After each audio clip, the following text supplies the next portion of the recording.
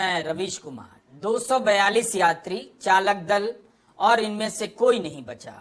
इस खबर के फ्लैश होने के तुरंत बाद हैरान करने वाली एक और खबर आती है। सीट नंबर 11A पर बैठे रमेश विश्वास कुमार जीवित पाए जाते हैं। रमेश विश्वास कुमार इंग्लैंड में रहते हैं और वहीं के नागरिक हैं। उनका इलाज चल रहा है। रमेश विश्वास कुमार बात करने की स्थिति में भी हैं, मीडिया से बात भी कर रहे हैं और उनका चलकर जाते हुए एक वीडियो भी देखा जा सकता है। जहां कोई नहीं बचा वहां रमेश विश्वास कुमार बच गए। इस तरह AI-171 विमान में सवार 242 में से मरने वालों की संख्या इस समय 241 हो जाती है। हमारी यही प्रार्थना है कि यह संख्या और कम होती जाए। पुलिस को भी यही उम्मीद है। अहमदाबाद के पुलिस कमिश्नर GS मलिक ने कहा है कि ऐसा प्रतीत होता है कि कोई नहीं बचा। उन्होंने प्रतीत होने की बात कही, शायद उनकी बात सही निकल गई। रमेश विश्वास कुमार बच गए, मगर अफसोस रमेश विश्वास कुमार के साथ उनके भाई अजय कुमार रमेश भी सफर कर रहे थे। पुलिस कमिश्नर ने रॉयटर्स से कहा है कि 204 शवों को बरामद कर लिया गया है। मृतकों की संख्या इसलिए भी बढ़ सकती है क्योंकि विमान रिहायशी इलाके में गिरा है, लेकिन कितने स्थानीय लोगों की मौत हुई है आधिकारिक संख्या जारी नहीं की गई है।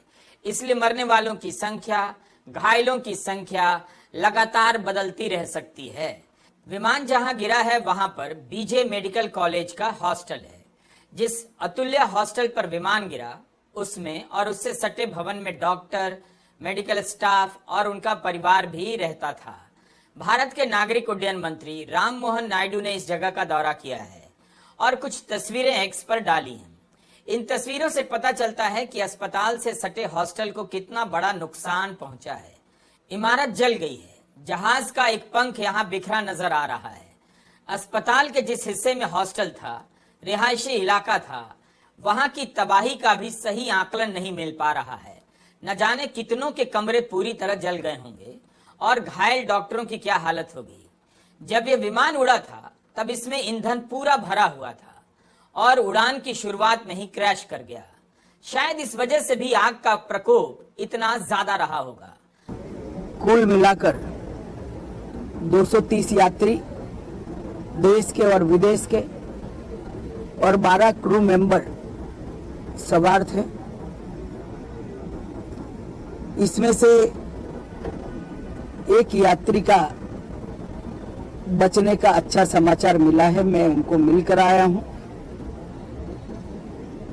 मृत्यु का आंकड़ा तो DNA परीक्षण और यात्रियों की पहचान के बाद ही अथॉरिटी अधिकृत रूप से घोषित करेगी, मगर जो यात्री बचा है उसको मैं मिलकर आया हूं। मगर 1.25 लाख लीटर ईंधन विमान के अंदर ही था और लगभग गर्मी, तापमान इतना ऊंचा हो गया कि किसी को बचाने की मौका ही नहीं मिला। अब मैं घटना स्थान पर भी जाकर आया हूं। सारे यात्रियों के मृतदेह को बाहर निकालने का काम लगभग समाप्त हो चुका है। जितने यात्रियों के परिजन यहाँ पहुंच चुके हैं वो सबका DNA लेने की कार्यवाही भी 2-3 घंटों में समाप्त हो जाएगी। विदेश में जिनके परिजन हैं उनको सूचना देने की कार्यवाही समाप्त हो चुकी है और जैसे ही पहुंचते हैं उनके भी DNA सैंपल लिए जाएंगे और मृतदेहों की पहचान के लिए जितने मृतदेह मिले हैं इनके भी DNA सैंपल लेने की कार्यवाही समाप्त हो चुकी है। दैनिक भास्कर ने तो लिखा है कि 6 मेडिकल छात्रों के मरने की खबर है। करीब 50 से 60 MBBS छात्र गंभीर और सामान्य रूप से घायल बताए जा रहे हैं, जिनका सिविल अस्पताल में इलाज चल रहा है। यात्रियों के परिजनों से कहा गया है कि सिविल अस्पताल में ही DNA परीक्षण के लिए आगे आएं ताकि मिलान के बाद शवों को सौंपा जा सके। AI-171 विमान अहमदाबाद से लंदन जा रहा था। उड़ान भरते ही दुर्घटनाग्रस्त हो गया। आकाश वत्स नाम के एक यात्री ने एक्स पर वीडियो डाला है, कुछ तस्वीरें भी, और लिखा है कि उन्होंने दिल्ली से अहमदाबाद इसी विमान में आज के दिन ही यात्रा की है। आकाश ने एक वीडियो भी बनाया है कि यह ड्रीमलाइनर प्लेन है, लेकिन इसमें टीवी काम नहीं कर रहा, इसकी एसी काम नहीं कर रही है। यही विमान अहमदाबाद से लंदन के लिए उड़ा और चंद मिनट के बाद क्रैश कर गया। इस वीडियो में हम शरद रावल से बातचीत भी दिखाएंगे, जो इसी 1 मई को AI-171 विमान से ही लंदन जाने वाले थे, लेकिन तकनीकी खराबी के कारण उस समय उनकी उड़ान रद्द हो गई और विमान अगले दिन यानी 2 मई को उड़ान भरता है। आपको ठीक से याद है कि आपके विमान का नंबर भी 171 ही था? बिल्कुल मालिक, वही था, क्योंकि मैं तो अक्सर, क्योंकि सीधा अहमदाबाद जाने के लिए हमारे लिए तो वही फ्लाइट बेहतर होती है। एयर इंडिया के विमान AI-171 में 242 यात्री सवार थे। एक यात्री के बचे होने की खबर आई है। विमान में 10 क्रू सदस्य भी थे, 2 पायलट भी। इस विमान को कैप्टन सुमित सबरवाल और क्लाइव कुंदर उड़ा रहे थे। इस विमान में 169 भारतीय नागरिक थे, 53 ब्रिटिश नागरिक थे। कनाडा और पुर्तगाल के भी यात्री इसमें सफर कर रहे थे। किसी के भी बचने की संभावना समाप्त हो गई है।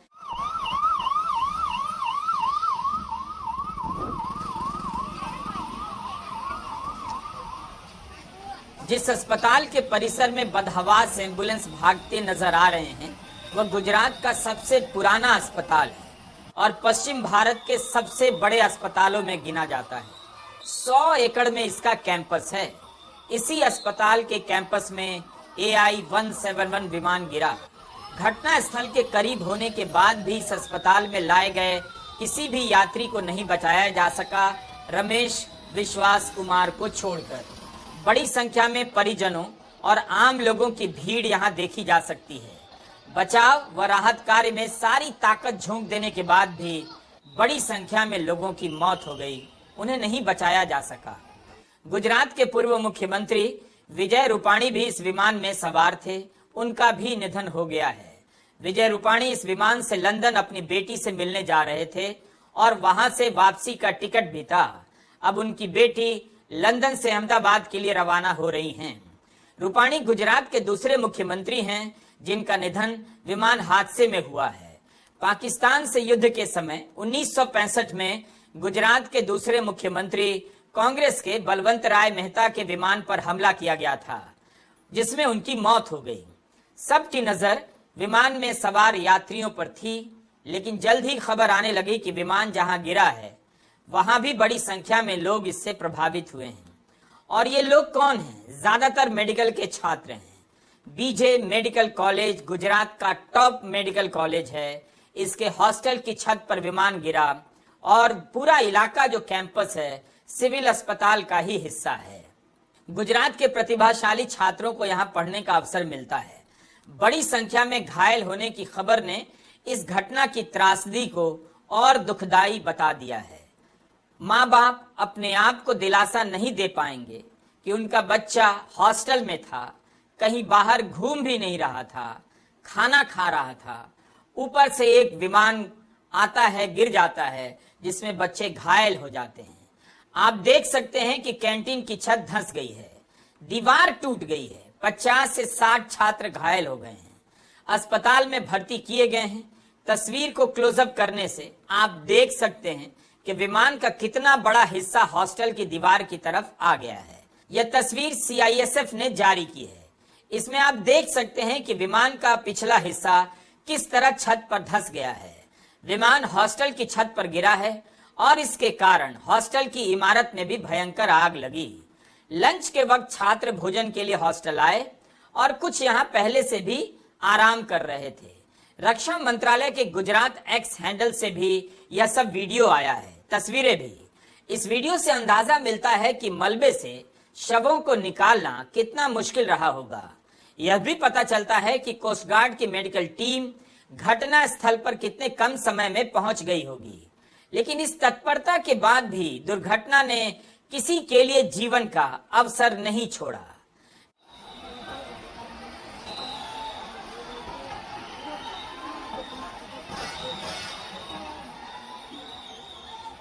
मेडिकल के छात्रों के बारे में ठीक ठीक पता नहीं चल पा रहा है। हमारे वीडियो अपलोड करने तक बहुत सारी जानकारियां इस बारे में पुष्ट नहीं थी। कई तरह के आंकड़े तैर रहे हैं मीडिया रिपोर्ट में। विमान जहां गिरा वहां हॉस्टल है, स्टाफ क्वार्टर है, कुछ डॉक्टर के परिजनों का भी पता नहीं चल रहा। एक डॉक्टर की पत्नी की मौत की खबर आ रही है जिसकी पुष्टि हम नहीं कर सकते।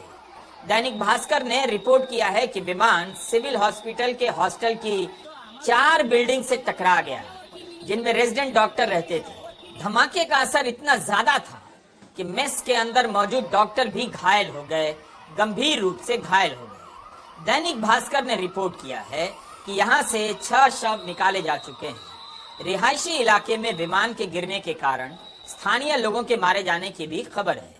अहमदाबाद से लंदन जा रहा एयर इंडिया का विमान AI-171 में ऐसा क्या हुआ होगा कि उड़ान भरने के 2 मिनट के भीतर क्रैश कर गया। अहमदाबाद के बीजे मेडिकल कॉलेज के कैंपस में हुए क्रैश ने कई मासूम जिंदगियों को घायल कर दिया है। हमारे साथी डॉक्टर्स, मेडिकल स्टूडेंट्स, रेजिडेंट्स इस समय जीवन और मृत्यु के बीच जूझ रहे हैं। इस कठिन घड़ी में एकमात्र चीज जो हम कर सकते हैं वो है इंसानियत दिखाना। मैं आपको कहना चाहता हूँ कि 1 यूनिट खून 1 जान बचा सकता है। अतः मेरा आपसे निवेदन है कि यदि आप अहमदाबाद या आसपास के किसी भी क्षेत्र में हैं तो तुरंत इन ब्लड सेंटर्स पर जाकर रक्तदान करें। आप UN Mehta institute of cardiology A block 1st floor room number 110 में जा सकते हैं। आप IHBT department of civil hospital 2nd floor में जा सकते हैं। आप IKDRC blood centre 1st floor Manjushree mill road पर बालियाली लिम्बी में जो है वहाँ पर जा सकते हैं। या आप GCRI ब्लड सेंटर में जाकर भी Gujarat cancer and research institute में ब्लड डोनेट कर सकते हैं। हमारे साथी हमारे अपने हॉस्पिटल वार्ड्स में इस समय पर काफ़ी बुरी स्थिति में बेसुध पड़े हुए हैं। आज उन सबको हमारी ज़रूरत है।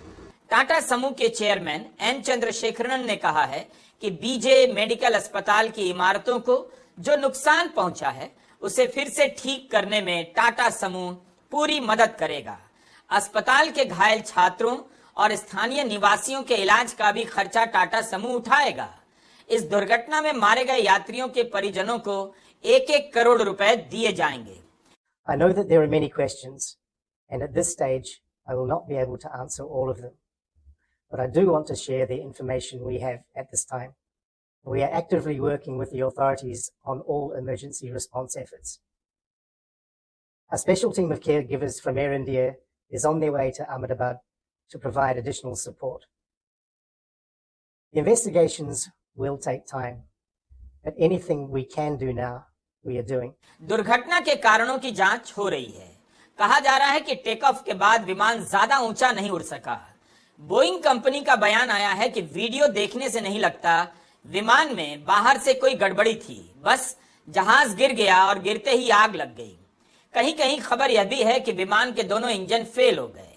ब्रिटेन के एक अखबार ने पोस्ट किया है कि मे डे कॉल में जो आखिरी शब्द सुने गए वो इंजन फेलियर के हैं। DGCA ने जांच की घोषणा की है और जांच का ही इंतजार करना चाहिए। विमान के जलते हुए हिस्सों का वीडियो दिखाना या जले हुए शवों का वीडियो दिखाना हम उचित नहीं समझते हैं, इसलिए हमने ऐसे वायरल वीडियो का इस्तेमाल नहीं किया है। यह विमान कंपनी बोइंग का प्रचार वीडियो है। दर्शक इसे AI-171 ना समझें जो दुर्घटनाग्रस्त हुआ है। हम इस वीडियो का इस्तेमाल केवल यह बताने के लिए कर रहे हैं कि बोइंग विमान को लेकर हाल के दिनों में क्या क्या सवाल उठे हैं। 2004 में बोइंग ने ड्रीमलाइनर लॉन्च किया। 2009 में इसके पहले मॉडल ने पहली बार उड़ान भरी।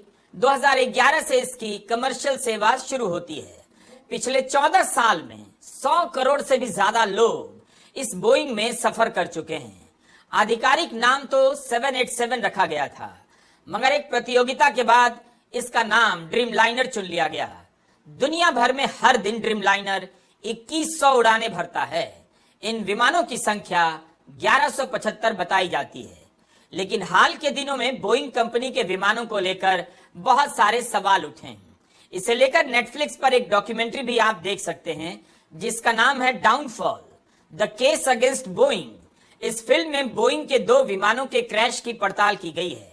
लायन एयर फ्लाइट 610 जो 2018 में इंडोनेशिया में क्रैश हुआ था और इथोपियन एयरलाइंस की फ्लाइट 302 जो 2019 में क्रैश कर गई।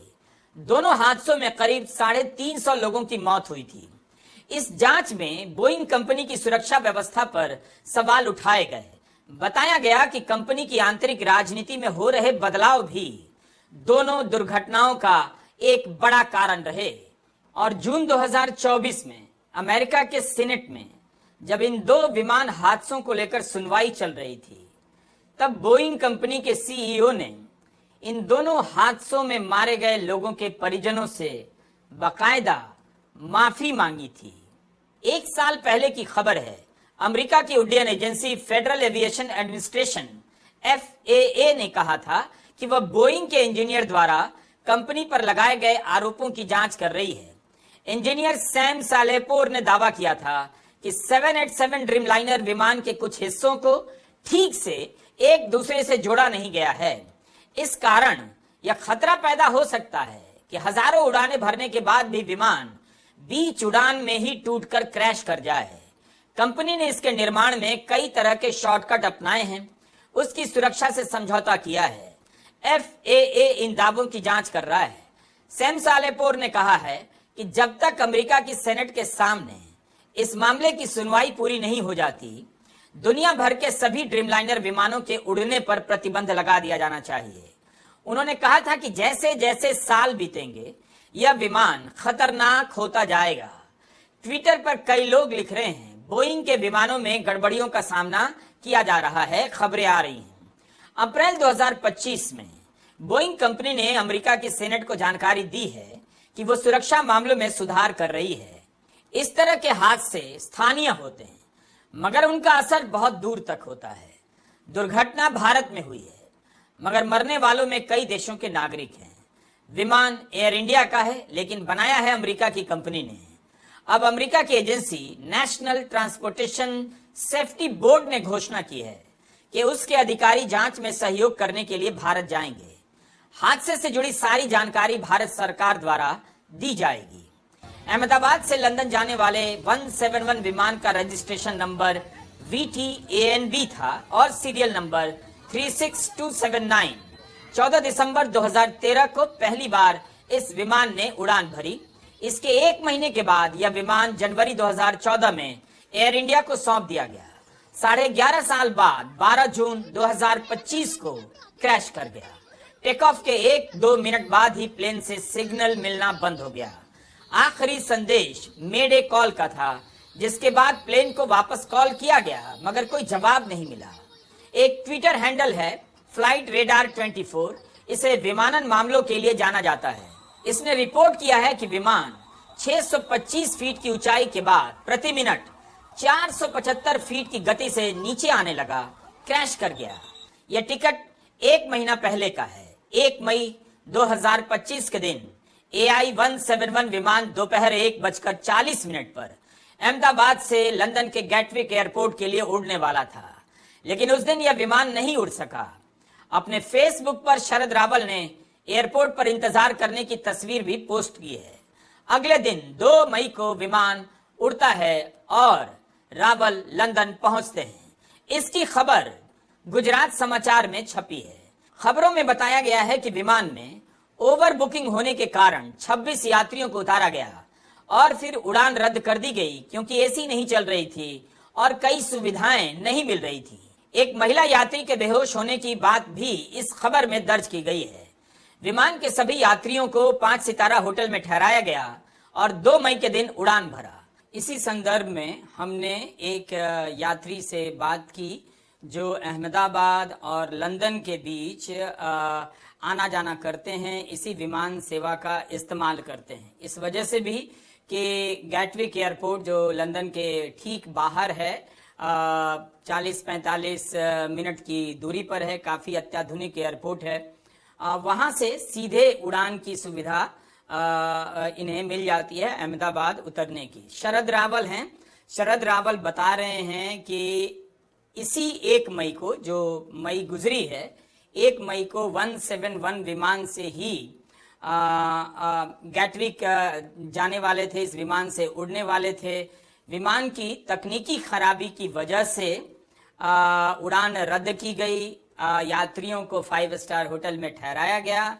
इसके प्रमाण में शरद रावल बता रहे हैं, आप सुनेंगे बताते हुए कि उन्होंने फेसबुक पर लिखा भी था, उनके पास अगले दिन उड़ान के प्रमाण हैं। तो हमारे साथ बातचीत के लिए हाजिर हैं, इस वक्त लंदन में मौजूद हैं शरद रावल जी। तो 1 महीना पहले हमें पहले को निकले थे घर से, मैं, मेरी वाइफ और मेरा भाई, हम 3 बंदे यहाँ गेटविक आ रहे थे और 1:30 बजे पहुंच गए, मतलब वो चेक इन के वक्त का बिल्कुल ठीक हिसाब से, और वो अंदर भी बैठ गए। बाद में वो शुरू नहीं हो रही थी 1:30 को जो मैं वो फ्लाइट उड़नी थी, तो आधा घंटा बीता, 2 घंटा बीता। अचानक मैं लू में गया था, तो लू में यकायक लाइट बंद हो गई, जो अक्सर होती नहीं है। तो चलो ठीक है, कुछ सेकंड्स के बाद वो शुरू हो गई और मैं वो सीट पे आके बैठा। उस वक्त भी 2-3 बार पूरी फ्लाइट की लाइट वो बंद होती रही। तो चौंका मैं, क्योंकि मैं 36 साल से यहाँ पर हूँ और सीजन ट्रैवलर हूँ। हर साल हर वक्त साल में 1 बार तो इंडिया में आना होता ही है, और यहाँ भी मैंने टीवी कैमरे वालों के साथ काम किया है। मैं फोटोग्राफर हूँ असल में। तो गुर्जरी टीवी था 10 साल पहले, तो उसमें भी मैंने काम कैमरामैन, नॉन लीनियर एडिटर, ऐसा कुछ रहा था। तो 3 बजे, 4 बजे और बाद में अनाउंस किया गया कि भाई आज की ये फ्लाइट जो है वो कैंसिल हो रही है, हमें आपको होटल में ले जाके वहां रुकवाना होगा। तो यकायक सब गड़बड़ हो गई, सब वो बोलने लगे ये क्या हुआ, ये वो, तो सबको निकाल दिया गया वहां से। बात असल में क्या थी, जो थोड़ी बहुत जानकारी उस वक्त मिली थी, 43-44 का वो गर्मी का हिसाब था उस दिन। तो वो बता रहे थे कि उनका जनरेटर ठीक से एक्टिव नहीं हो रहा है, उस हिसाब से वो इलेक्ट्रिकल फॉल्ट शायद हो सकता है। तो हमने सोचा कि चलो ये ठीक कर देंगे, लेकिन बाद में तय किया गया कि नहीं, जाना है अब तो बाहर। तो वहाँ लग्जरी कोच करके अहमदाबाद के नजदीक वो एक भोपाल पे है ताज वालों की, ताज स्काईलाइन, वहां पे ठहराया, और एक गांधीनगर में है वहां ठहरा है।